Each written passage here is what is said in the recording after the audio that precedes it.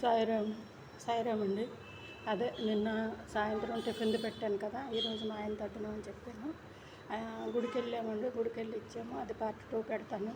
ఇది భోజనం పెట్టామండి. ఇదిగోండి ఫ్రూట్స్ అన్ని రకాలు పెట్టాను. కొబ్బరికాయ కొట్టాము, చూసారా, దీపం పెట్టాము, హారతి ఇచ్చాము.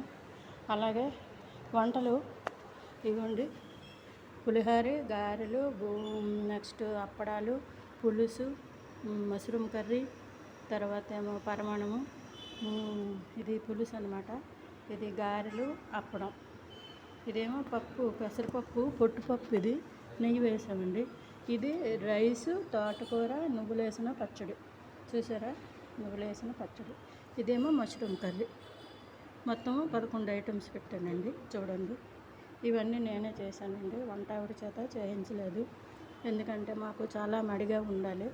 మేము మీకు చెప్పాను కదా, కరణాలు, కోమట్లు, షావుకార్లు, షరాబులు ఇవన్నీ వీళ్ళు చేస్తారు, బ్రాహ్మణులు తద్దినం చేస్తారని చెప్పాను కదా. సో మేమేంటంటారా, మేము కరణాలు అన్నమాట. ఆంధ్రాలో కరణాలు అంటారు, ఒరిస్సాలో పట్నాయక్స్ అంటారు. ఇది మా ఆయన గారు తద్దినం. ఇది మొదటి సంవత్సరం తద్దినం అనమాట. లాస్ట్ ఇయర్ సంవత్సరీకం అయ్యింది, ఈ సంవత్సరం ఏమో తద్దినం, ఫస్ట్ తద్దినం అనమాట.